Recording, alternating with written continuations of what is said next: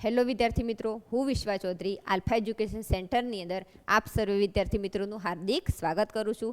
સામાજિક વિજ્ઞાન ચેપ્ટર 2ની અંદર આજે આપણે જોઈશું લેક્ચર 3. તો લેક્ચર 3ની અંદર આપણો નૃત્યકલાના મુખ્ય 2 પ્રકાર, શાસ્ત્રીય નૃત્ય અને લોકનૃત્ય, એના વિશે સવિસ્તાર આપણો અભ્યાસ કરીશું. બીજી વસ્તુ કે દરેક વિદ્યાર્થી મિત્રો છેલ્લે સુધી મારી સાથે જોડાયેલા રહેજો, જેથી ચેપ્ટર 2ના મારા તમામ લેક્ચરો 1, 2 અને 3 છેલ્લે સુધી તમે જોજો. થેન્ક યુ વિદ્યાર્થી મિત્રો.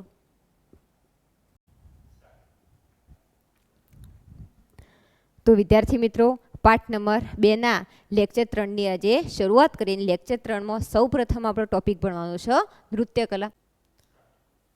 તો આપણે જોઈએ નૃત્યકલાનો ટોપિક. તો પહેલાં તો સૌ પ્રથમ વાક્યની અંદર તમને કીધેલું છે કે નૃત્ય શબ્દની ઉત્પત્તિ મૂળ કયા શબ્દ પરથી કરવામાં આવી? તો સંસ્કૃત શબ્દ પરથી. કયો સંસ્કૃત શબ્દ છે? નૃત. મુખ્ય શબ્દ નૃત ઉપરથી કયો શબ્દ ઉતરી આવ્યો છે? આપણો નૃત્ય શબ્દ ઉતરી આવેલો છે. તમે જો કે નૃત્ય કલાની તમે આકૃતિ અહીંયા નટરાજની આકૃતિ તમને બતાવેલી છે. તમે નટરાજનું ચિત્ર તમે અહીંયા જોઈ શકો છો.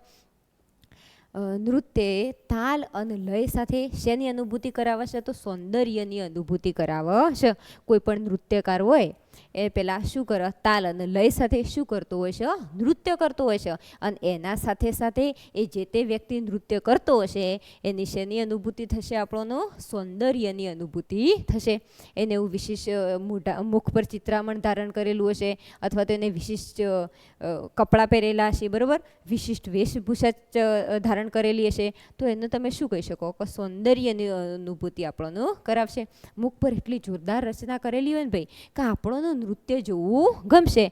અને સાથે સાથે નૃત્યની સાથે સાથે શું હોવો જોઈએ? તાલ અને લય હોવો જોઈએ. તો જ આપણો નૃત્ય જોવાની મજા આવે, નહીંતર આપણો નૃત્ય જોવાની મજા આવશે નહીં. નૃત્ય કલાના આદિદેવ ભગવાન કોનું માનવામાં આવશે? તો શિવ નટરાજનું માનવામાં આવશે. આઈએમપી પ્રશ્ન છે, તમને ખાલી જગ્યાની અંદર પૂછાઈ શકે કે નૃત્ય કલાના આદિદેવ ભગવાન કોનું માનવામાં આવશે? તો શિવ નટરાજનું માનવામાં આવશે. તમે ચિત્રની અંદર તમે જોઈ શકો છો કે કયા ભગવાનનું ચિત્ર આપેલું છે? તમને શિવ નટરાજનું ચિત્ર આપેલું છે. તો આટલામાં ખ્યાલ આવી ગયો. આપણો હું કયો ટોપિક અત્યારે ચલાવું છું તમને? નૃત્યકલા. નૃત્ય શબ્દની ઉત્પત્તિ કયા શબ્દ પરથી થઈ હતી? સંસ્કૃત શબ્દ નૃત ઉપરથી થઈ. નૃત્ય કેવી રીતના કરવામાં આવતું હશે? તો તાલ અને લય સાથે શેની અનુભૂતિ કરાવશે? તો સૌંદર્યની અનુભૂતિ કરાવશે. નૃત્ય કલાના આદિદેવ ભગવાન કોનું માનવામાં આવશે? તો શિવ નટરાજનું માનવામાં આવતા હોય છે. અને શિવ નટરાજની આકૃતિ તમને અહીંયા આપેલી છે, જોઈ શકો છો તમે.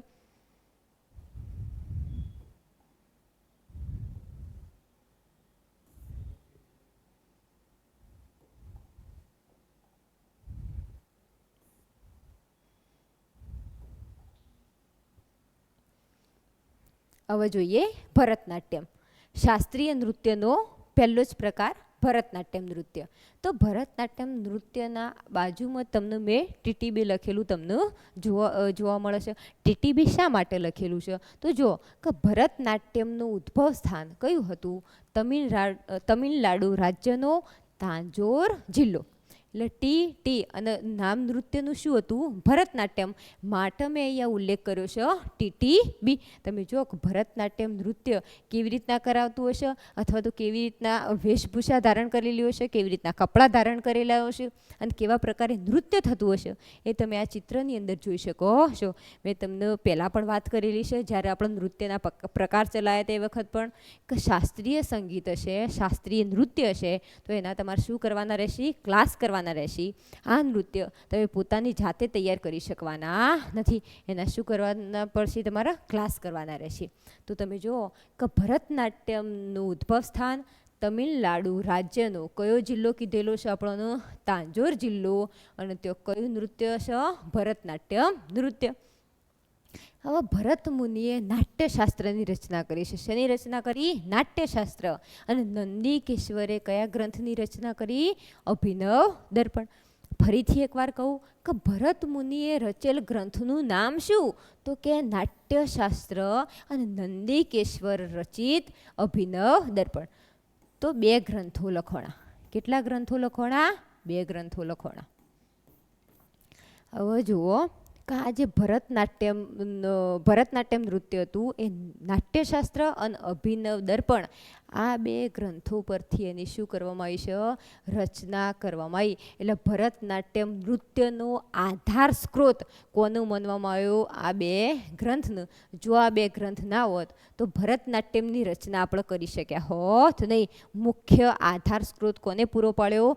નાટ્યશાસ્ત્રએ અને અભિનવ દર્પણે પૂરો પાડ્યો. બીજી વસ્તુ કે ભરતનાટ્યમ નૃત્યનું આપણા દેશની અંદર કોને જાળવી રાખ્યો?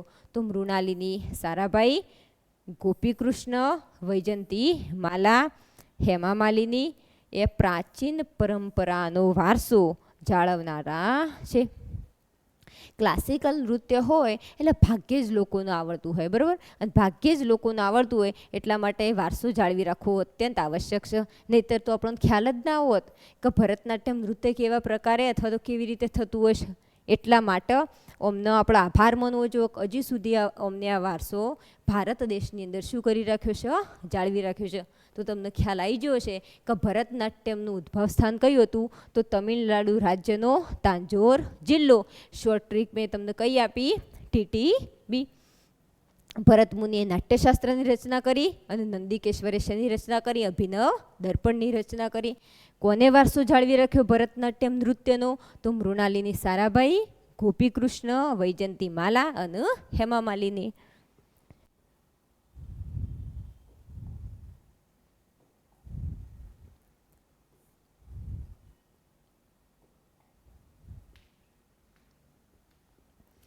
હવે આપણે જોઈએ કુચીપુડી નૃત્ય શૈલી. તો સ્ત્રી સૌંદર્યના વર્ણન ઉપર આધારિત સ્ત્રી પુરુષો દ્વારા કરવામાં આવતું નૃત્ય. એટલે કયું નૃત્ય છે? કુચીપુડી નૃત્ય.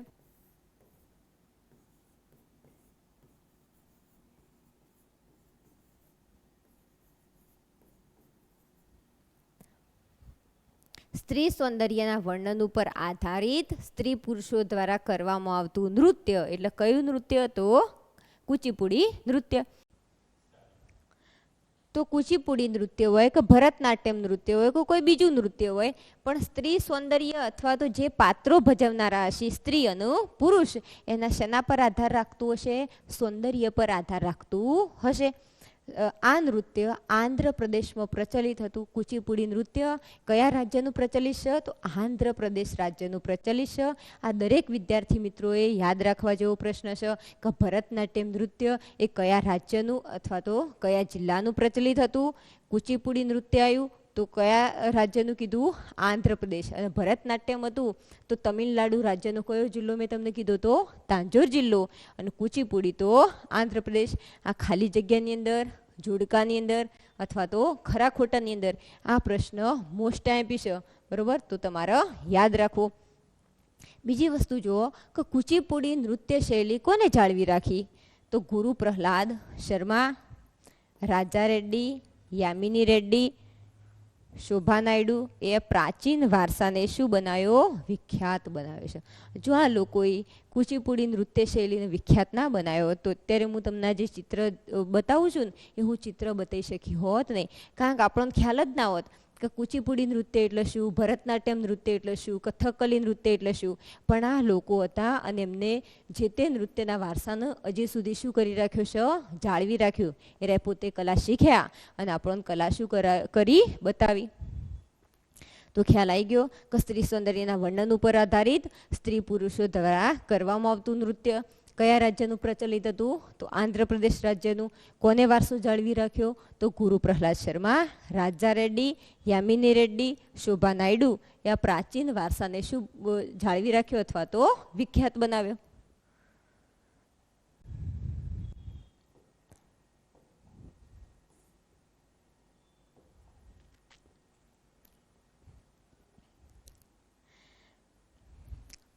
હવે કથકલી નૃત્ય જુઓ. તો કથકલી નૃત્ય તો એકદમ સિમ્પલ છે. જો તમારે કથકલી નૃત્ય લખવા બે હોય ને કોઈ પરીક્ષામાં પ્રશ્ન પૂછાય તો પહેલાં તો આ ચિત્ર મગજમાં વિચારી લેવાનું, અથવા તો કથકલી નૃત્યનું જે કંઈ પણ તમને ચિત્ર યાદ હોય ને એ તમારે ચિત્ર વિચારી લેવાનું મગજની અંદર. તો કે જે કંઈ પણ પાત્રો હશે એના મુખ પરની શું સમજવી પડશે? તમારે વિશેષ ચિત્રામણ સમજવી પડશે. ફરીથી એકવાર કહું છું કે કથકલી નૃત્ય તો બહુ અતિશય સિમ્પલ છે. કે કથકલી નૃત્ય તમારે લખતા પહેલાં જો તમે એનું ચિત્ર વિચારી લો ને તો તમે આખા નૃત્ય વિશે લખી શકશો. તો જે કંઈ પણ કથકલી નૃત્ય કરતા પાત્રો હશે એના મુખ પરનું શું સમજવું પડશે? તમારે વિશિષ્ટ ચિત્રામણ સમજવું પડશે. ચિત્રામણ યાદ ના આવે તો મુખાકૃતિ. કયો શબ્દ છે? મુખાકૃતિ. એમના મુખ ઉપર કઈ રીતે એમને મુગુટ ધારણ કરેલા છે, કઈ રીતે મેકઅપ કરેલો છે, બરોબર, અને કેવી રીતે એમના મુખ પરના હાવભાવ છે એના આધારે તમે કયું નૃત્ય ઓળખી શકશો? કથકલી નૃત્ય ઓળખી શકશો. કથકલી નૃત્ય એ કયા રાજ્યનું પ્રચલિત છે? તો કેરળ રાજ્યનું પ્રચલિત. કથકલી નૃત્ય કયા રાજ્યનું પ્રચલિત? તો કે કેરળ રાજ્યનું પ્રચલિત.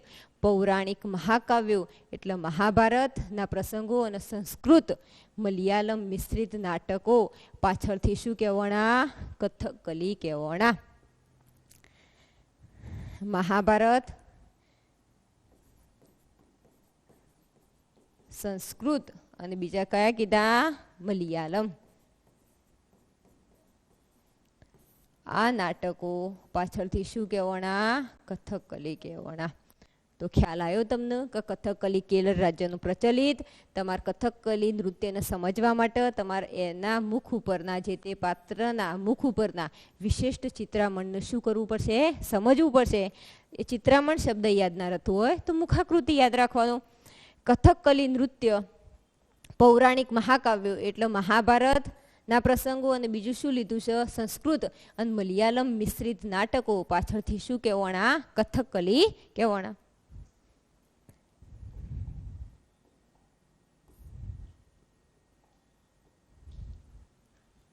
મેં તમને આગળ કીધું એમ જ આગળના પેજની અંદર વેશભૂષા સુંદર કપડાવાળી અને પાત્રોને ઓળખવા માટે ચહેરા પરના વિશિષ્ટ ચિત્રામણ અથવા તો મુખાકૃતિને શું કરવું પડશે?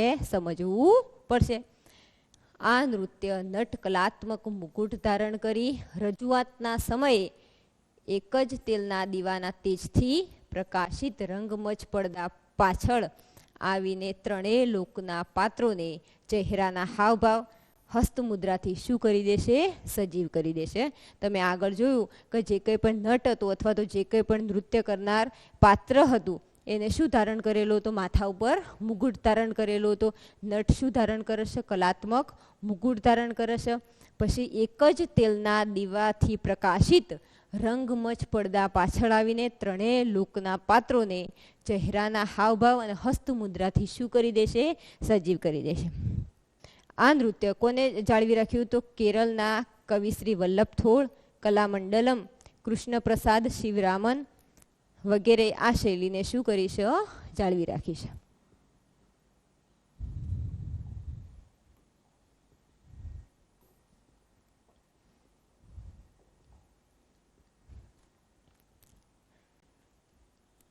હવે તમારે કયું નૃત્ય જોવાનું છે? તો કથક નૃત્ય જોવાનું છે.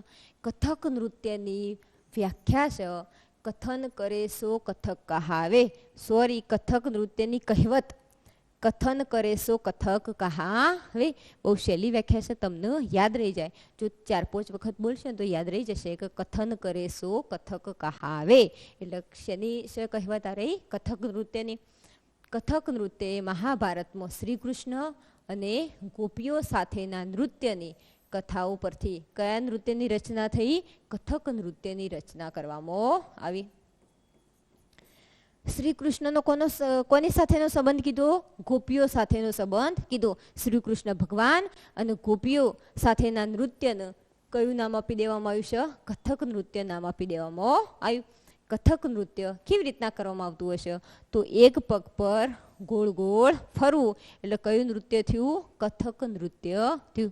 ફરીથી એકવાર કહું છું કે કથક નૃત્ય કેવી રીતના કરવામાં આવશે? તો એક પગ પર ઊભા રહી અને ગોળ ગોળ ફરવું એટલે કયું નૃત્ય થશે ભાઈ? કથક નૃત્ય થશે. કોના આધારિત આ નૃત્યની રચના થઈ? તો શ્રી કૃષ્ણ ભગવાન અને કોણ હતું? ગોપીઓ સાથેનો સંબંધ.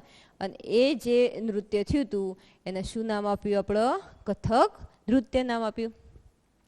આ નૃત્યમાં સ્ત્રીઓ ચૂડીદાર શું પહેરે છે? પાયજામો, ઉપર ઘેડવાળું વસ્ત્ર પહેરે છે. તો આ કથક નૃત્ય ખ્યાલ આવ્યો છે તમને કથક નૃત્યની અંદર. કથક નૃત્યને કોને જાળવી રાખ્યું? તો પંડિત શ્રી બિરજુ મહારાજ, સીતારા દેવી અને કુમુદિની લાખિયાએ આ કલાને શું રાખી છે? જીવંત રાખી છે. કઈ કલાને જીવંત રાખી? તો કથક નૃત્યની કલાને જીવંત રાખેલી છે. પંડિત શ્રી બિરજુ મહારાજ, સીતારા દેવી અને કુમુદિની લાખિયાએ કથક નૃત્યની કળાને શું રાખી? જીવંત રાખેલી છે.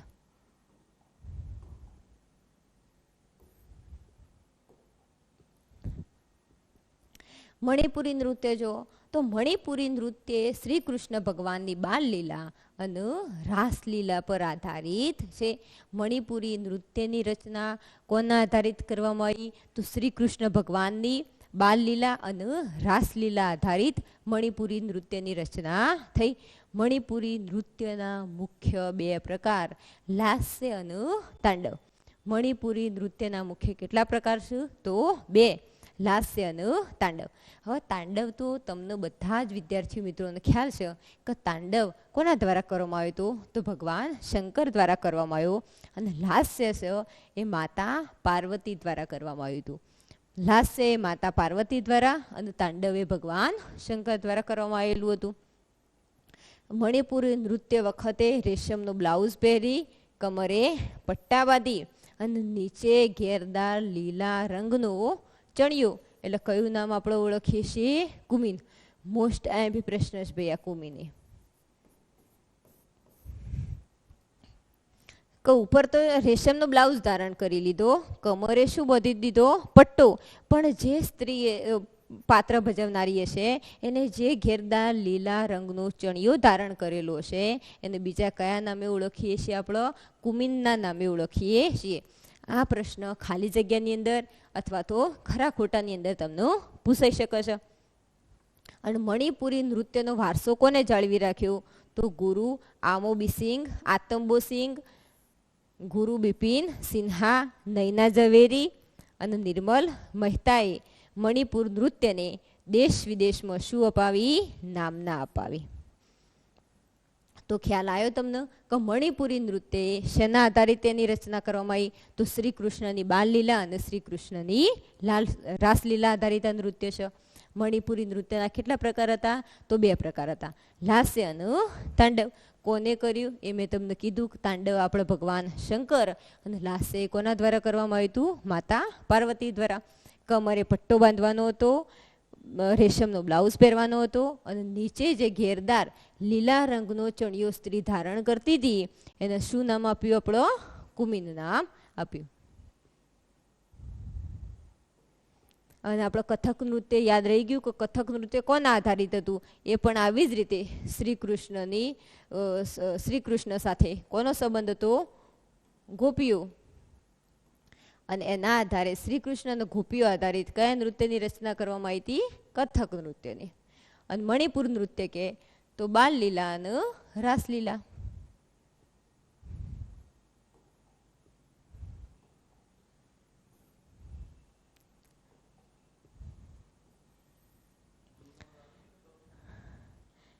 આ તમે મણિપુર નૃત્યનું તમે ચિત્ર જોઈ શકો છો, બરોબર.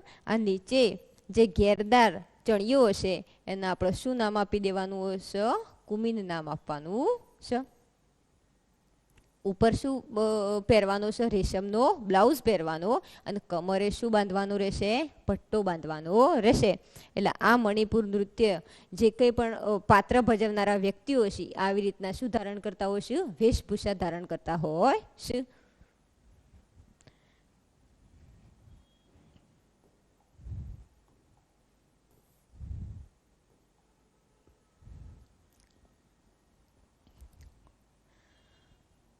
હવે જુઓ નાટ્યકલા. તો ભરત મુનિએ રચેલું નાટ્યશાસ્ત્ર કલા ક્ષેત્રે શું છે પ્રચલિત. નાટ્યશાસ્ત્ર આપણો સૌ પ્રથમ શબ્દ કયા પેજની અંદર જોયો તો ભરતનાટ્યમ નૃત્યની અંદર આપણો નાટ્યશાસ્ત્રનો શું કરેલો હતો ઉલ્લેખ કરેલો હતો. એ વખત પણ આપણે જોયું કે નાટ્યશાસ્ત્રની રચના કોના દ્વારા કરવામાં આવી હતી તો ભરત મુનિ દ્વારા કરવામાં આવી હતી. કોઈ પણ નાટકની રચના કરવી હોય તો પહેલાં નાટકનું લખવું પડે. નાટકને લખ્યા બાદ નાટકને સમજવું પડે અને ત્યારે જ તમે કોઈ પણ પડદા પર તમે નાટક ભજવી શકશો. જ્યાર સુધી તમે નાટકની રચના નહીં કરો ત્યાર સુધી તમે નાટકને ભજવી શકવાના નથી. એટલે બુકની અંદર તમને ઉલ્લેખ કર્યો છે કે નાટકની જે રચના કરવાવાળો વ્યક્તિઓ હશે એને સૂત્રધાર કહેવાતો અને જે કંઈ પણ વ્યક્તિઓ નાટક ભજવતા એને અભિનેત્રીઓ કીધા છે. અભિનેત્રીઓ એટલે હાલ પણ આપણે અભિનેતાઓ કહેતા હોઈએ છીએ એ જ, પણ સૂત્રધાર એટલે શું એ તમને ખ્યાલ ઓછો આવ્યો છે. તો હાલના સમયમાં આપણો એને ડાયરેક્ટર કહેતા હોય છે કે ડાયરેક્ટર બધાની શું કરે છે કોઈ પણ નાટકની રચના કરે અને પછી તમે એને પડદા પર ભજવી શકશો. તો પહેલાંના સમયમાં પણ નાટકની રચના થતી અને પછી જ પડદા પર ભજવાતું, પણ એ વ્યક્તિનું નામ શું આપી દીધું સૂત્રધાર. કે બધી જ કળાને એક તારમાં ગોઠવી અને પછી જ તમે પડદા પર નાટકને ભજવી શકશો. તો જો અહીંયા ઉલ્લેખ કર્યો છે કે નાટ્ય લેખન એટલે નાટકને પહેલાં લખવું પડશે. મંચન દ્વારા રંગમંચ ઉપર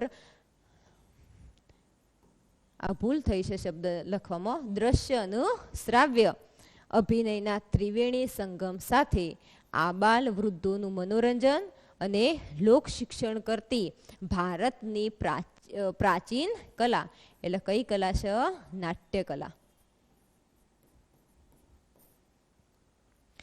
તો નાટકને લખ્યું પછી શેના પર ભજવવાનું હતું આપણે પડદા પર મંચ પર ભજવવાનું હતું. નાટકની અંદર તમે દ્રશ્ય અને શ્રાવ્ય નાટકને તમે જોઈ પણ શકવાના છો અને નાટકને તમે સાંભળી પણ શકવાના છો. અને આબાલ વૃદ્ધોનું મનોરંજન કીધું. આબાલ વૃદ્ધોનું મનોરંજન એટલે શું તો નાના બાળકથી લઈ અને વૃદ્ધો સુધીનું એની અંદર શું થતું હશે મનોરંજન થતું હશે. એટલા માટે શબ્દનો ઉલ્લેખ કરવામાં આવ્યો છે આબાલ વૃદ્ધોનું મનોરંજન અને સાથે સાથે નાટ્ય કલાએ આપણને શું આપે છે તો લોક શિક્ષણ, શિક્ષણ સાથે સંસ્કાર આપતી કલા એટલે કઈ કલા નાટ્ય કલા.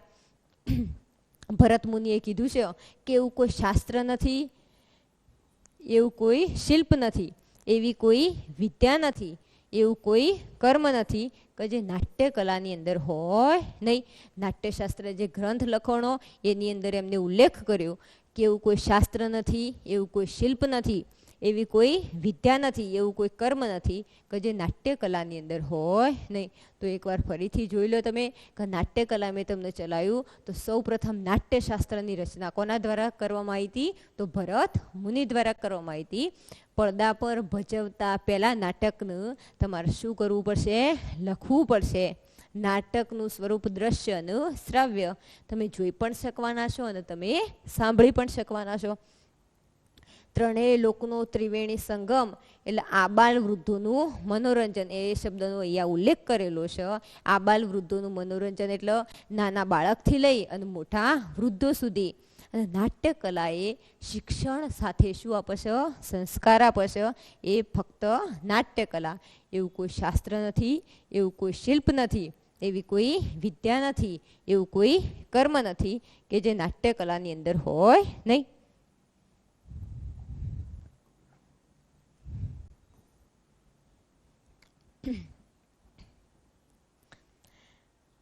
ભરત મુનિ રચિત પ્રથમ નાટકનું કથાકન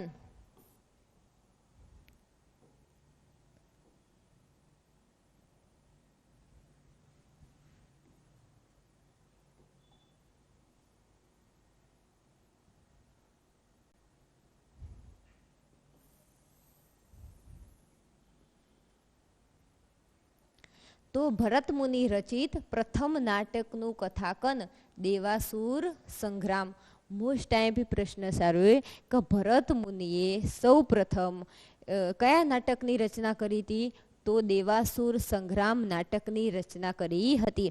જે કંઈ પણ વિદ્યાર્થી મિત્રો મને જોઈ રહ્યા છે, મારી સાથે જોડાયેલા છે, એ દરેક વિદ્યાર્થી મિત્રોએ આ પ્રશ્ન નોટ કરી લેવો કે ભરત મુનિ રચિત સૌ પ્રથમ નાટક કયું હતું? તો દેવાસુર સંગ્રામ.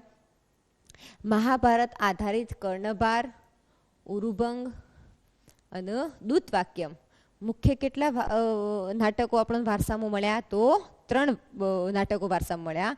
કર્ણભાર, ઉરુભંગ અને દૂતવાક્યમ. એ કોને આપ્યો આપણને વારસો? મહાકવિ ભાસે આપ્યો. કોને આપ્યો? મહાકવિ ભાસે. તો મહાકવિ ભાસના મુખ્ય 3 નાટકો કર્ણભાર, ઉરુભંગ અને દૂતવાક્યમ. અને મહાકવિ કાલિદાસના પણ મુખ્ય કેટલા નાટકો? શું? 3 નાટકો અભિજ્ઞાન, શાંકુંતલમ, વિક્રમોર્વશિયમ અને માલવિકાગ્નિ મિત્રમ.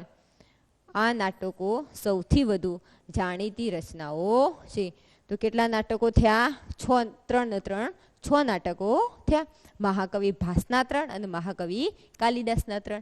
મહાકવિ ભાસના 3 કયા કયા? કર્ણભાર, ઉરુભંગ અને દૂતવાક્યમ. અને મહાકવિ કાલિદાસના કયા કયા? તો અભિજ્ઞાન, શાંકુંતલમ, વિક્રમોર્વશિયમ અને માલવિકાગ્નિ મિત્રમ.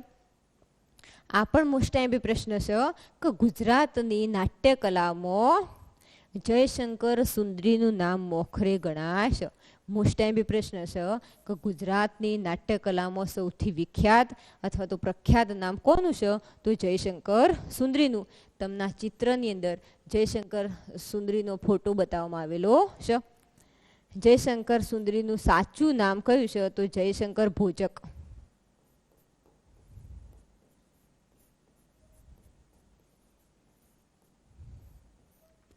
યાદ રાખજો તમે. આ તો ફક્ત એમને સુંદરી તરીકેનું તો શું મળેલું છે? ઉપનામ મળેલું છે. અને એમનું સાચું નામ તો શું છે? જયશંકર ભોજક છે. નાટ્યકલાની અંદર આ એમનું ઉપનામ મળેલું છે.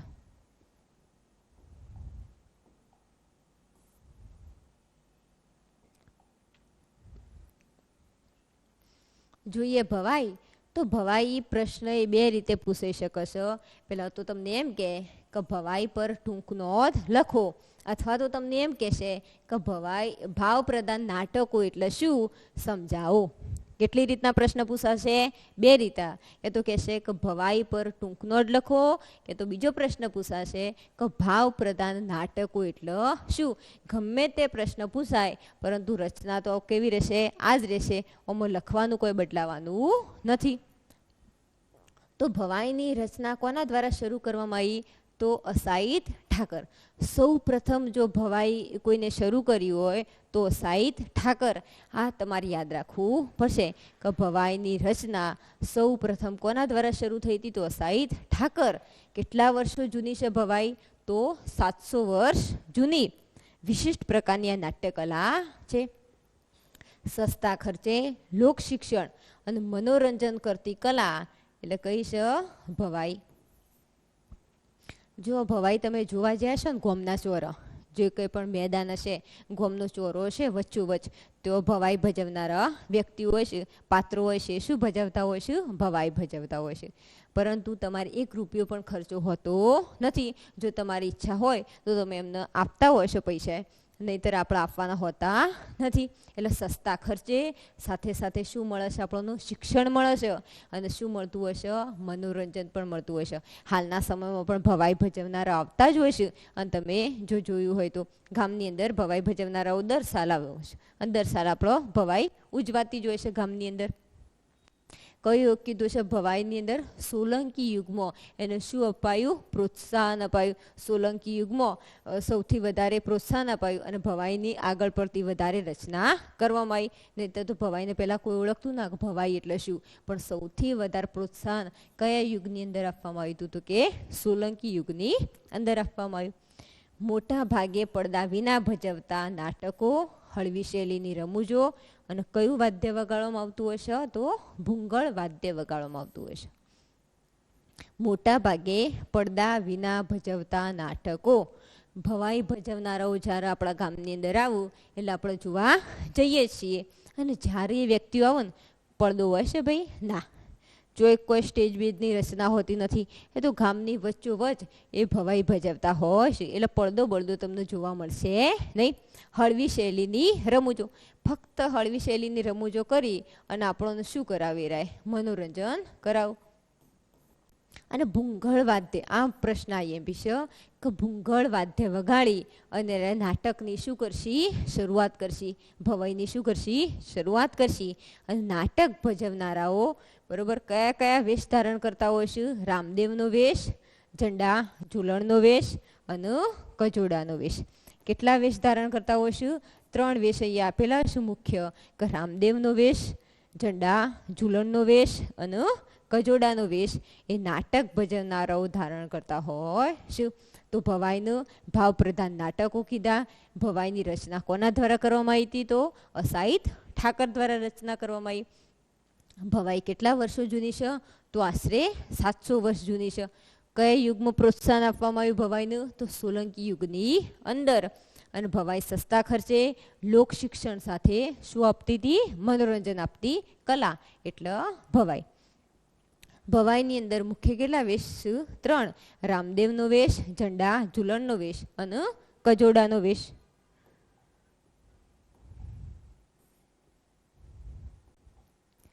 આ તમે ભવાઈનું ચિત્ર જોઈ શકો છો.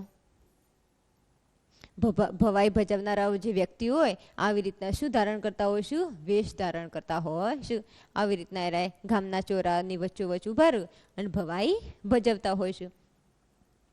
સામાજિક કુરિવાજોના પ્રતિકારો, ગુજરાતમાં કન્યા કેળવણી અને બેટી બચાવો જેવા કાર્યક્રમો કોના દ્વારા કરવામાં આવતા હોય? શું ભવાઈ ભજવનારાઓ દ્વારા કરવામાં આવતા હોય. શું ભવાઈના જે પાત્રો હોય છે ને, રંગલો અને રંગલી, ભવાઈના પાત્રનું નામ શું છે? રંગલો અને રંગલી. એ કેવા કાર્યક્રમો કરતા હોય છે? તો કન્યા કેળવણી અને બેટી બચાવો જેવા એ કાર્યક્રમો કરતા હોય છે. તમે જો ખાલી આપણે કોઈ પણ નાટક જોઈએ અથવા તો કોઈ પણ સંગીત જોતા હોય છે આપણા મનોરંજન માટે, પણ આવા બહુ ઓછા નાટકો જોવા મળશે પણ બહુ ઓછી માત્રામાં, બહુ ઓછી સંખ્યા હોય છે આવા નાટકોની. પણ અમને ખરેખર આપણો દિલથી આભાર માનવો જોવો અમનો કાર્ય કન્યા કેળવણી અથવા તો બેટી બચાવો જેવા કાર્યક્રમો કરી અને આપણને શિક્ષણ સાથે શું આપું છું? સંસ્કાર આપું છું. અને આ કાર્યક્રમો તો કરવા જેવા છે. એમ ઉલ્લેખ કરું છું કે ફક્ત તમે દીકરાને શિક્ષણ ના આપો, દીકરીને પણ એટલું જ પ્રોત્સાહન આપી અને એને પણ આગળ વધારો, એને પણ તમે શિક્ષણ આપો. અને ફક્ત ઘરની અંદર છોકરાનું માન હોવું જોવો નહીં, દીકરીને પણ એટલું જ માન સન્માન અને એટલું જ મહત્વ આપવું જોવો. જો એ કોણ સમજાવે છે? આપણને ભવાઈ ભજવનારાઓ સમજાવું છું. બરાબર. પાત્રો કોણ હતા? રંગલો અને રંગલી. અને ભવાઈ ભજવનારાઓ ભવાયો ભૂંગળ વાદ્ય વગાડી અને માતાજીને શું કરું છું? સ્તુતિ કરીશ. ભવાઈ જ્યારે ભજવવાની શરૂઆત થાય એની શરૂઆતના પહેલાંના સમયમાં કયું વાદ્ય વગાડવામાં આવશે? ભૂંગળ વાદ્ય વગાડવામાં આવશે. અને એ લોકો જે કંઈ પણ માતાજીનું માનતા હશે એ માતાજીની પ્રાર્થના કરશે, આરતી કરશે. બરાબર. અને પછી જ નાટકની શું કરશે? શરૂઆત કરશે.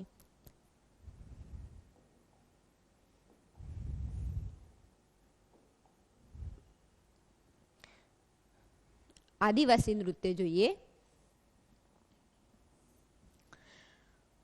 તો આદિવાસી નૃત્ય ક્યારે થાય?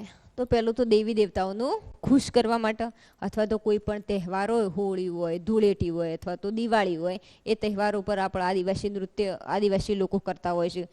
અથવા તો લગ્ન પ્રસંગે, એટલે દેવી દેવતાઓનું ખુશ કરવા માટે તહેવારોએ અથવા લગ્ન પ્રસંગે કયું નૃત્ય થતું હોય છે? આદિવાસી નૃત્ય થતું હોય છે. તમે અહીંયા જોઈ શકો છો કે આદિવાસી નૃત્ય ક્યારે કરાય છે? તો દેવી દેવતાઓને ખુશ કરવા, હોળી અને બીજા તહેવારોએ, લગ્ન પ્રસંગે કયું નૃત્ય થતું હોય છે? આદિવાસી નૃત્ય. આદિવાસી નૃત્યમાં બીજું કોઈ વધારે હોય ના, વર્તુળ આકારે ગોળ ગોળ ફરતા ફરતા વાજિંત્રો કયા કયા છે? તો ઢોલ, રૂઢિ મુજબના મંજીરા, થારી, તૂર, પાવરી, તંબુરા વગેરે વાજિંત્રો અને એની સાથે સ્થાનિક બોલીમાં ગાવાની સાથે કયું નૃત્ય કરવામાં આવશે? આદિવાસી નૃત્ય કરવામાં આવશે. વાજિંત્રો જો તમને બધા યાદ ના રહે તો કોઈ ના ચાલે, ઢોલ અને મંજીરા, બરોબર, તંબુરા હોય એ વાજિંત્રો તમે યાદ રાખી શકો છો. સ્થાનિક બોલીમાં ગાવાની સાથે એટલે આદિવાસી જે પ્રદેશની અંદર રહેતા છે એ પ્રદેશની જે કંઈ પણ સ્થાનિક બોલી હોય એ ગાય જ હોય અને સાથે સાથે શું કરી જશે? નૃત્ય કરી જશે. નૃત્યની અંદર કશું જ હશે નહીં. એક પગ પર ઊભા ઊભા વર્તુળાકારે ફરતા ફરતા શું કરવાનું રહેશે? નૃત્ય કરવાનું રહેશે. નૃત્યમાં ચાળો કરીશું. ચાળો એટલે નકલ. ચાળો એટલે શું? નકલ. નૃત્યમાં મોર, ખિસકોલી, ચકલી જેવા પક્ષીઓની શું કરવામાં આવે છે? નકલ કરવામાં આવે છે.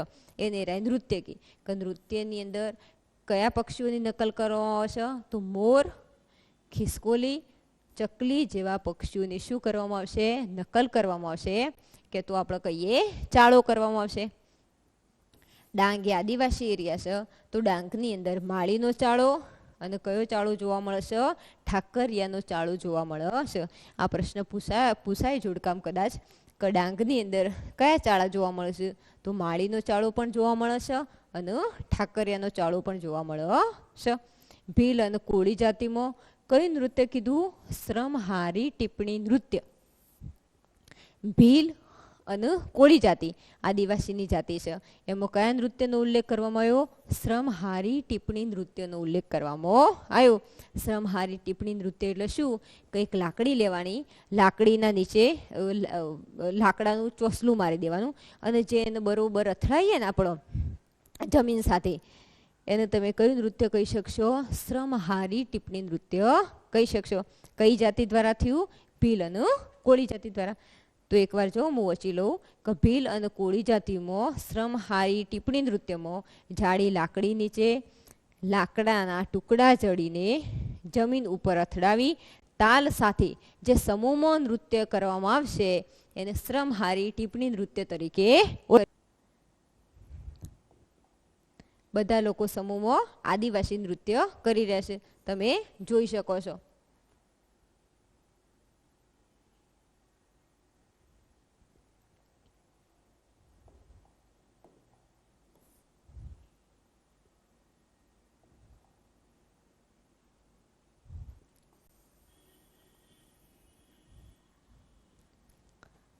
જોઈએ ગરબા.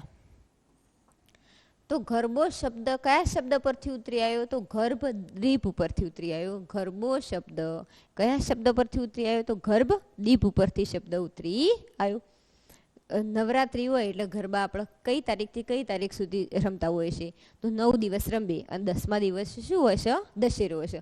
એ તો આપણે બધાનો ખ્યાલ છે. તો આસો સુદ એકમથી લઈ અને આસો સુદ નોમ સુધી આપણે શું રમીએ છીએ? ગરબા રમતા હોઈએ છીએ. કયા માતાજીની પૂજા કરીએ છીએ? તો જગદંબા માતાજીની આપણે શું કરીએ છીએ? પૂજા કરીએ છીએ. આદ્ય શક્તિમાં જગદંબા એટલે અંબે માની આપણે શું કરીએ છીએ? પૂજા આરાધના. અને પૂજા આરાધના કરી વચ્ચોવચ જે ગામનો ચોરો હશે અથવા તો મેદાન હશે એની વચ્ચોવચ જગદંબા માતાજીની માંડવી મૂકી અને આજુબાજુ વર્તુળાકારે ફરતા ફરતા આપણે શું રમીશું? ગરબા રમીશું.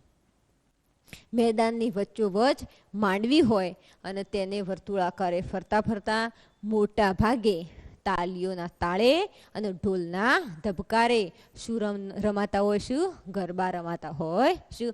ગરબાની અંદર 1 તાળી, 2 તાળી, 3 તાળી, ચપટી સાથે હાથના હિલોળા સાથે શું રમાય છે? ગરબા રમાય છે, ગરબા ગવાય છે. ગુજરાતી કવિ દયારામે શ્રી કૃષ્ણ પ્રેમની રંગભરી ગરબીઓની શું કરેલી છે? રચના કરેલી છે. જો કવિ દયારામે ગરબીની રચના ના કરી હોત તો હાલ આપણા જે કંઈ પણ માતાઓ છું, જે કંઈ પણ સ્ત્રીઓ છું એ ગરબીઓ ગઈ શકત નહીં. એટલે કોના આભારી છીએ આપણે ગરબી માટે? કવિ દયારામના. કારણ કે સૌ પ્રથમ ગરબીની રચના રચયિતા કોણ છે? કવિ દયારામ. કોના આધારિત ગરબીની રચના કરી છે? તો શ્રી કૃષ્ણ આધારિત. તો જોઈ લો ગરબા એટલે શું? તો ગરબો શબ્દ કયા શબ્દ પરથી ઉતરી આવ્યો? ગર્ભ દીપ ઉપરથી ઉતરી આવ્યો. ગરબા ક્યારે રમતા હોય છે? તો આસો સુદ એકમથી લઈ અને આસો સુદ નોમ સુધી રમતા હોઈએ છીએ. ગરબાની અંદર કયા માતાજીની પૂજા આરાધના કરવામાં આવતી હોય છે? તો આદ્ય શક્તિમાં જગદંબાની પૂજા આરાધના. એટલે માં જગદંબા એટલે અંબેમાની પૂજા આરાધના આપણે કરતા હોઈએ છીએ. વચ્ચોવચ માંડવી મૂકી અને વર્તુળાકારે ગોળ ગોળ ફરતા ફરતા આપણે શું રમીશું? ગરબા રમીશું. ગરબાની અંદર 1 તાળી, 2 તાળી અને 3 તાળી હાથના હિલોળા અને ચપટી સાથે આપણે ગરબા ગાઈશું. અને કવિ દયારામે શેની રચના કરી હતી? તો ગરબીની રચના કરી. આ તમે ગરબાનું ચિત્ર જોઈ શકો છો. ગરબાનું ચિત્ર જો કે હું તમને ના બતાવું તો દરેક વિદ્યાર્થીને મગજમાં ખ્યાલ હોય કે ગરબાની અંદર આપણે કેવા રંગના કપડાં પહેરતા હોય છે અથવા તો કેવી રીતના ગરબા ગાતા હોય છે. ગરબો તો આપણો મોટો જો પ્રશ્ન પૂછાય તો એમના એમ આપણો લખી કાઢીએ વાંચ્યા વગર, કારણ કે ખ્યાલ જ હોય દરેક વિદ્યાર્થીને. જોઈ શકો છો આ ગરબાનું ચિત્ર કે સ્ત્રીઓએ કેવી રીતના ચણિયા ચોળી પહેરી અને વેશભૂષા ધારણ કરી છે, કેવી રીતના સુંદર તૈયાર થયા છે જુઓ તમે.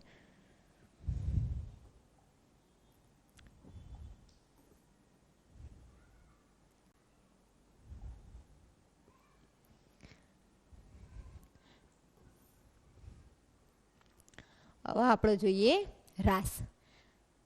તો રાસ એટલે ગોળાકાર ફરતા ફરતા નૃત્ય સાથે ગાવું.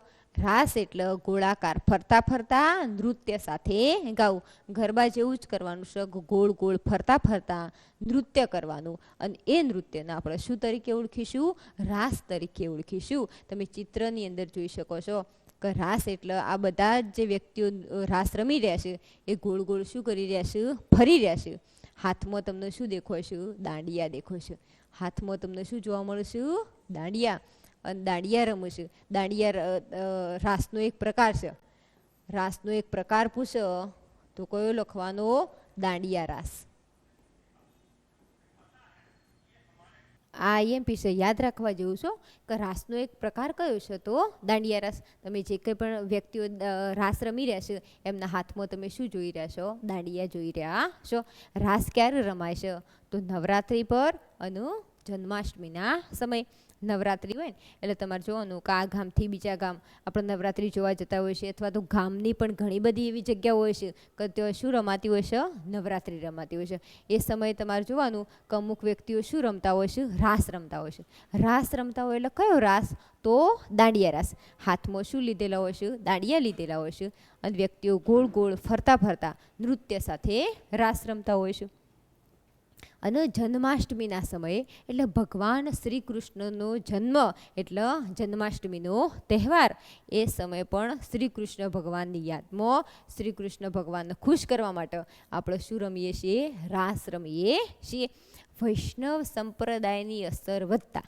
વૈષ્ણવ સંપ્રદાયની અસર વધતા એટલે કોની અસર વધતા? ભગવાન શ્રી કૃષ્ણની. ભક્તિમય વાતાવરણ ઊભું થઈ ગયું હોય. બધા જ વ્યક્તિઓ વૈષ્ણવ સંપ્રદાયની અસર એટલે શ્રી કૃષ્ણ ભગવાનની ભક્તિમાં વળી ગયા હોય. એ સમયે રાસ વધુ શું બન્યો? લોકપ્રિય બન્યો. અને એ સમયે આપણે શું રમીએ છીએ? રાસ રમીએ છીએ. રાસ રમતા સ્ત્રીઓ ભરત ભરેલા ચણિયા ચોળી અને પુરુષો શું ધારણ કરીશું? કેડિયા અને ધોતી. રાસ રમતા સ્ત્રીઓ ભરત ભરેલા ચણિયા ચોળી અને પુરુષોએ શું ધારણ કરેલું હશે? કેડિયો અને ધોતી.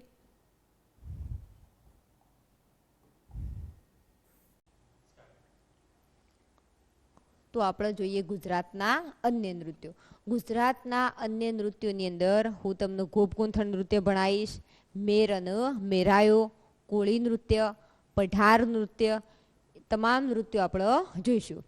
આ બધા જ નૃત્યો હું તમને ભણાવીશ ને, પણ ફાઇનલ ગુજરાતના અન્ય નૃત્યોમાં ઓમાંથી 110% એક તો પ્રશ્ન આવશે ને આવશે ને આવશે.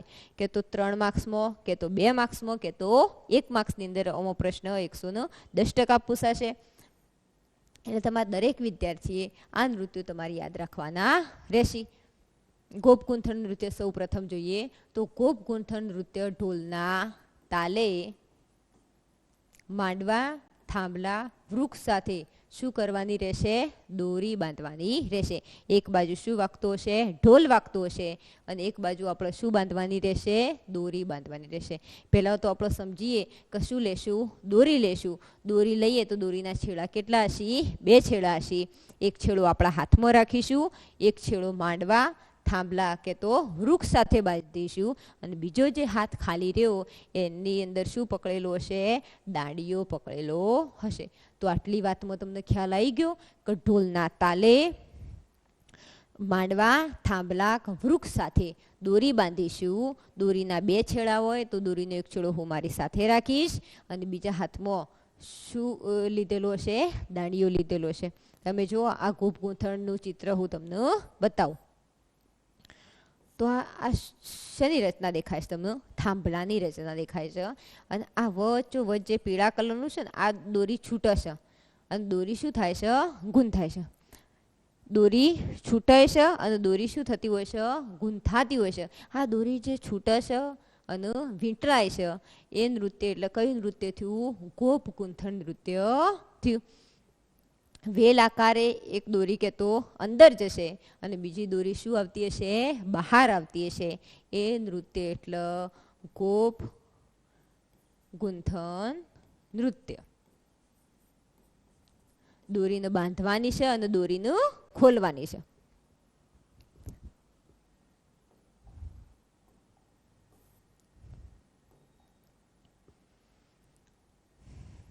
જોઈએ સીડીઓનું ધમાલ નૃત્ય.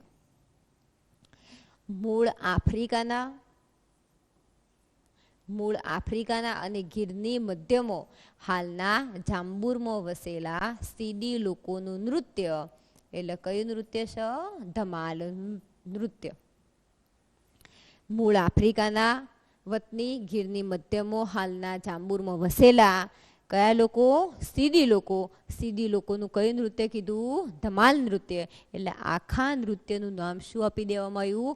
સીડીઓનું ધમાલ નૃત્ય એવું નામ આપી દીધું. તમે આ સીડીઓનું ધમાલ નૃત્ય જોઈ શકો છો. નાના ઢોલ, મશીરા, મશીરા એટલે નારિયેળના કોચલાની અંદર કોળીઓ ભરી તેના ઉપર કપડું બાંધી ખખડાવવાની સાથે મોરપીંછનું શું લેવાનું રહેશે? ઝુંડ લેવાનું રહેશે અને ગોળાકાર ફરીને નૃત્યની અંદર ગાવાનું અને શું કરવાનું છે? નૃત્ય કરવાનું છે.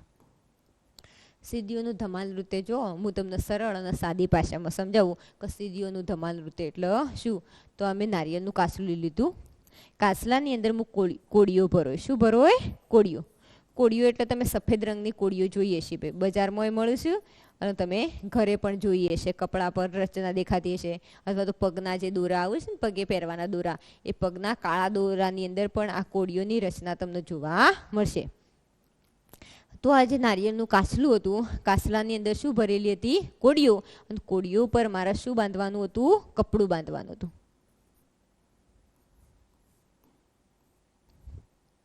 નારિયેળના કાસલાની અંદર કોળીઓ ભરીને કોળીઓ પર કપડું બાંધ્યું અને કપડું બાંધી અને જે તાલબંધ સાથે હું એને ખખડાવો હોય નારિયેળના કાસલાને આપણે શું શબ્દ આપીશું? નામ આપીશું મશીરા.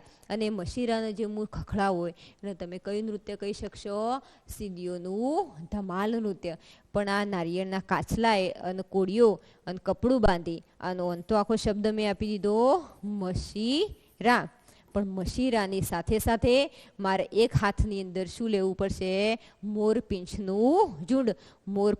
મોરપીંછનું ઝુંડ એટલે આખા મોરપીંછ હોય એ બધા બાંધી અને ભેગા કરી અને આખું જે મેરાયો જેવું રચના કરો આખું ઝુંડ ભેગું કર્યું એને મોરપીંછનું ઝુંડ કહીશું. અને બીજા હાથની અંદર મેં શું લીધેલું હશે? મશીરા લીધેલું હશે. અને મશીરાના તાલબંધ સાથે શું કરવાનું છે? ખખડાવવાનું છે. એ નૃત્યને આપણે કયું નૃત્ય કહીશું? સીડીઓનું ધમાલ નૃત્ય. સીડીઓના ધમાલ નૃત્યની અંદર પશુ પક્ષીઓના અવાજની શું કરવામાં આવે છે? નકલ કરવામાં આવે છે.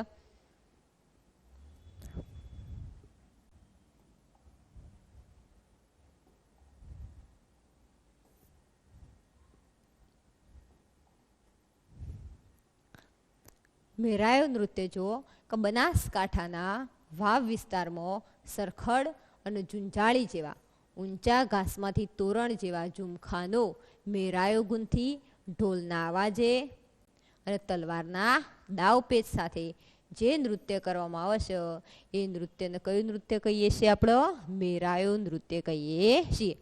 ઘાસના બે પ્રકાર કીધાઓની અંદર આ તમે જુઓ છો ઘાસની રચનામાંથી શું ગૂંથેલો છે? મેરાયો ગૂંથેલો છે. કયા ઘાસનો ઉલ્લેખ થયો છે? સરખડ અને ઝુંઝાળી.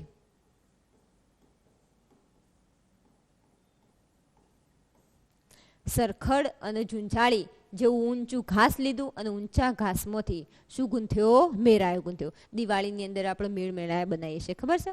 પણ એ મેળમેળાયા અલગ હોય છે અને આ મેળમેળાયા નૃત્યની અંદર બનાવવામાં આવ્યા છે. શેના? તો ઘાસના, સરખડ અને ઝુંઝાળી ઘાસના. એવું ઊંચું ઘાસ લીધું, એમાંથી મેરાયો બનાવ્યો.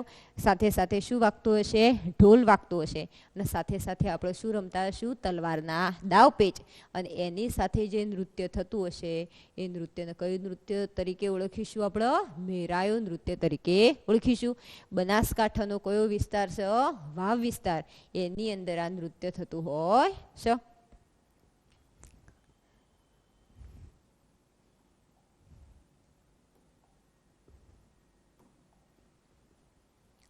પઢાર નૃત્ય જો મોસ્ટ ટાઈમ પીશો. પઢાર નૃત્ય તો સુરેન્દ્રનગર વિસ્તારમાં પઢાર જાતિના લોકો દ્વારા દાંડિયા કે મંજીરા સાથે લય અને તાલ સાથે શરીરને જમીન સરસું લઈ બેઠા થવાનું કહેતો.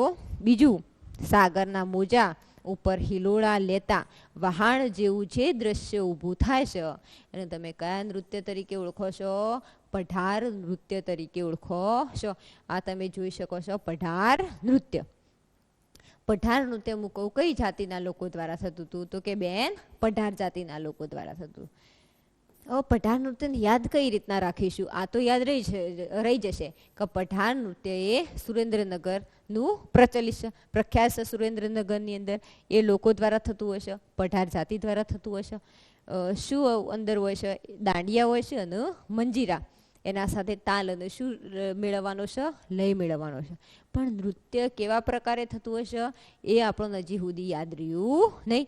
તો તમે જુઓ કે જમીન સરસું શું કરવાનું છે? સૂઈ જવાનું છે. અને જે આપણા મુખનો મોઢાનો આગળનો ભાગ થોડો ઘણો ઊંચો કરીએ એને તમે કયું નૃત્ય કહી શકશો? પઢાર નૃત્ય કહી શકશો. જો એ યાદ ના રહે તો આ બીજું સહેલું છે કે સાગરના મોજા ઉપર હિલોળા લેતું વહાણ જેવું દ્રશ્ય. સાગરનું પાણી આખું શાંત હોય, આખો સાગર, આખો દરિયો શાંત છે. જ્યારે પણ મોજા આવશે, સાગરનો દરિયો શાંત હતો, ઉપર શું જતું હતું? વહાણ જતું હતું. વહાણ તો એની ગતિમાં હતું, પણ જ્યારે મોજા આવ્યા એટલે આખું વહાણ નીચેથી કેવું થયું? ઉપરની તરફ ગતિ કરી વહાણે. એટલે આ નીચેથી જે ઉપરની તરફ ગતિ થઈ એ નૃત્યનો આકાર એટલે કયો નૃત્ય છે? પઢાર નૃત્ય છે. તો ખ્યાલ આવ્યો તમને કે પઢાર નૃત્ય સુરેન્દ્રનગરનું કયા જાતિના લોકો દ્વારા થતું હશે? પઢાર જાતિના લોકો દ્વારા. શું હશે? દાંડિયા. વાજિંત્રોની અંદર શું લીધેલા હશે? મંજીરા. પઠાણ નૃત્ય બે રીતે કે તો જમીન સરસું શું થઈ જવાનું છે? સૂઈ જવાનું છે.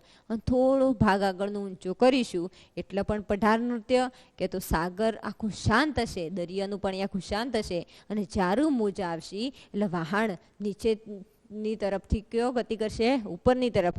આખું નીચેની તરફથી ઉપરની તરફ જે ગતિ થાય એ વહાણનું તમે દ્રશ્ય જોશો તો તમને કયા નૃત્ય જેવું લાગશે? પઢાર નૃત્ય જેવું લાગશે.